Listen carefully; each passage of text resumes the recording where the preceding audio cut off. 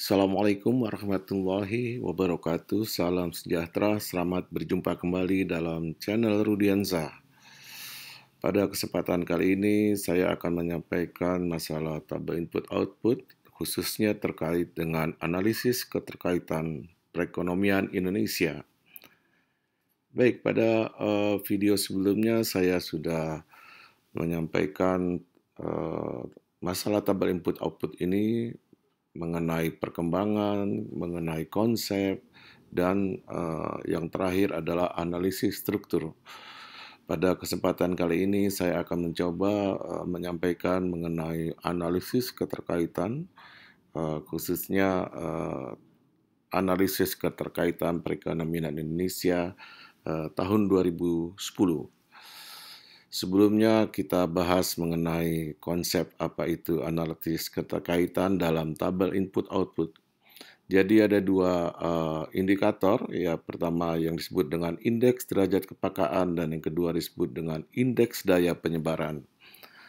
Keterkaitan antar sektor baik forward maupun backward linkage merupakan dua hal penting yang sering digunakan untuk melihat dan menganalisis sektor-sektor unggulan atau leading sector berdasarkan tabel input-output.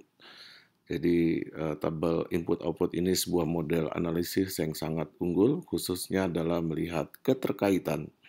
Dengan mempelajari hubungan keterkaitan ke depan atau ke belakang, dapat melihat seberapa kuat hubungan antar suatu sektor dengan sektor lainnya, baik dari sisi penyediaan input terhadap sektor-sektor lainnya atau forward linkage maupun dari sisi kebutuhan input yang berasal dari sektor-sektor lainnya atau disebut dengan backward linkage, ya. Nanti dalam tabel akan saya jelaskan secara detail seperti apa hubungan tersebut. Derajat kepekaan atau forward linkage, ya, menunjukkan hubungan dengan penjualan produk, barang atau jasa. Produk atau sektor dengan derajat kepekaan yang tinggi mempunyai arti bahwa ketergantungan atau kepekaan yang tinggi terhadap sektor lainnya. Artinya dalam distribusi, ya, output sektor tersebut banyak digunakan oleh sektor-sektor lainnya atau sangat tergantung dari permintaan dari sektor-sektor lainnya. Sedangkan daya penyebaran atau backward linkage menunjukkan hubungan dengan bahan baku atau input. Produk dengan daya penyebaran tinggi artinya mempunyai keterkaitan ke belakang atau daya dorong yang kuat dibandingkan dengan sektor lainnya. Jadi dalam proses produksi sebuah produk, ya, itu menggunakan input atau bahan baku yang cukup banyak, ya. Jika dia menggunakan input dari produk-produk lainnya, artinya produk tersebut mempunyai backward linkage yang cukup tinggi. Produk-produk dengan daya penyebaran dan derajat kepekaan lebih dari 1 merupakan sektor-sektor yang terbaik untuk dikembangkan dalam mempercepat peningkatan perekonomian atau sering disebut dengan leading sector. Baik, itu konsep dari apa itu derajat kepekaan dan daya penyebaran, ya. Nah, sebelumnya di sini saya ingin perlihatkan bagaimana siklus sederhana produk padi, ya, menjadi beras dan dikonsumsi oleh rumah tangga, ya. Jadi di sini ada dua produk, ya. Ini sederhana dari padi, produk padi, ya, yang wujud produksi berupa gabah kering giling menjadi produk beras, ya, digunakan padi ini atau dibeli oleh industri penggilingan beras, ya, menjadi beras. Kemudian beras tersebut dibeli oleh pedagang, ya. Kemudian dari pedagang dibeli oleh rumah tangga untuk dikonsumsi. Ya, di sini saya memperlihatkan bagaimana keterkaitan padi ke industri penggilingan beras, ke sektor perdagangan dan dikonsumsi rumah tangga. Ya, ini adalah siklus sederhana. Bisa jadi beras ini tidak langsung dikonsumsi oleh atau dibeli oleh pedagang, bisalah jadi beras ini dibeli oleh industri makanan lainnya untuk digunakan sebagai produk olahan lainnya, ya. Demikian siklus sederhana ya dari padi dan beras. Berikutnya saya akan menyampaikan terkait dengan tabel input output ya.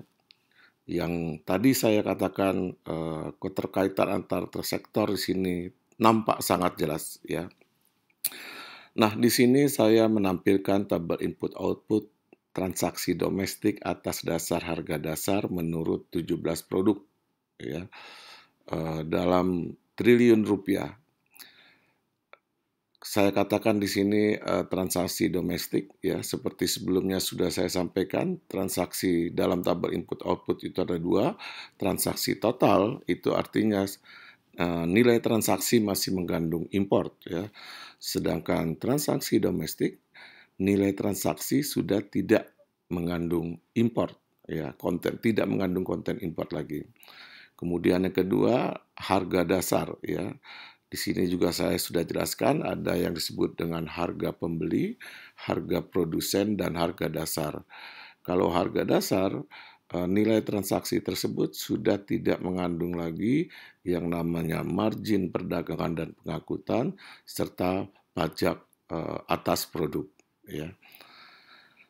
Baik, kita masuk ke dalam tabel. Di sini tabel saya bagi ada 3 kuadran. Saya juga sudah jelaskan ya bahwa ada kuadran 1 itu adalah transaksi antar produk atau antar sektor. Di sini yang berwarna biru. Kemudian kuadran 2 di sini yang berwarna merah ya. Itu adalah transaksi dengan permintaan akhir. Sedangkan kuadran ketiga yang warna hijau transaksi atau komponen dari nilai tambah ya, ada upah gaji, surplus dan penyusutan barang modal ya. Nah, di sini saya ingin tekankan ya bahwa dalam analisis keterkaitan ya atau indeks penyebaran derajat kepekaan itu yang digunakan umumnya adalah transaksi domestik. Kenapa? Karena ingin memperlihatkan kekuatan dari produk domestik ya, import sudah dikeluarkan ya. Dan yang lebih penting lagi bahwa kuadran 1 ini yang menjadi dasar nanti dalam menghitung yang disebut dengan matriks pengganda atau matriks inverse Leontief ya. Baik, di sini saya sudah menghitungkan ya matriks pengganda atau inverse Leontief ya, itu biasa disebut dengan I min AD inverse ya, di mana I adalah matriks identitas, AD ini adalah matrik koefisien input antara transaksi domestik yang tadi warna biru ya tabel sebelumnya dan dibikin koefisiennya ya, itu adalah AD atau matrik koefisien input antara transaksi domestik. Nah, kemudian berdasarkan matriks pengganda ini dihitunglah derajat kepekaan dan indeks derajat kepekaan. Itu kalau kita melihat menurut baris ya. Kemudian kalau kita lihat menurut kolom, itu disebut dengan daya penyebaran dan indeks daya penyebaran ya. Jadi seperti disebutkan sebelumnya ya bahwa produk-produk yang memiliki indeks derajat kepekaan yang tinggi itu artinya bahwa produk tersebut sangat tergantung dari permintaan sektor-sektor lainnya. Sedangkan produk-produk dengan indeks daya penyebaran yang tinggi itu artinya produk tersebut memiliki daya dorong yang kuat ya. Artinya kalau produk tersebut output atau produksi yang meningkat, maka inputnya sudah pasti juga akan meningkat ya. Berikutnya di sini coba saya agregasi ya dalam sebuah tabel indeks derajat kepekaan dan indeks daya penyebaran ya. Nah, ternyata dari 17 produk yang ada di Indonesia, produk yang memiliki indeks derajat kepekaan dan indeks daya penyebaran di atas 1, yaitu produk-produk industri pengolahan dan produk pengadaan listrik dan gas. Ya, seperti saya katakan bahwa produk ini memiliki leading sektor, ya, atau sektor unggulan. Ya, kenapa? Karena pertama dia memiliki daya dorong yang cukup kuat, ya. Artinya derajat kepekaannya tinggi. Selain itu, produk ini juga ketergantungannya cukup tinggi, ya, dengan produk-produk lainnya. Ya. Berikutnya adalah kalau tabel tersebut saya coba plot dalam sebuah diagram. Di sini nampak jelas, ya, bahwa produk-produk yang terletak di kuadran atas, ya, kuadran paling kanan atas, itu hanya listrik dan listrik gas dan industri pengolahan. Ini yang disebut dengan leading sector. Sedangkan produk-produk yang memiliki indeks derajat kepekaan di atas 1 itu adalah produk 1, 2, dan 7. Kemudian produk-produk yang memiliki indeks daya penyebaran yang tinggi di atas 1 itu adalah produk 8, produk 17, produk 6, produk 9, dan produk 16. Ya, ini daya penyebaran cukup tinggi di atas 1. Artinya ketergantungan, ya, dengan produk-produk lainnya cukup tinggi, ya. Sedangkan derajat kepekaan yang tinggi itu sektor 7, sektor 1, dan sektor 2, ya. Artinya daya dorongnya cukup tinggi, ya, dibandingkan produk-produk lainnya. Selebihnya ini di bawah 1, ya. Cukup banyak, ya, sektor 11, sektor 10, sektor 13, 14, 15, 12, dan 5, ya. Nah, inilah kira-kira gambaran keterkaitan secara umum, ya, terkait perekonomian Indonesia pada tahun 2010, ya. Jika ingin dianalisis lebih dalam lagi atau lebih rinci lagi, dapat dilakukan pada tabel I/O yang lebih detail atau lebih rinci lagi.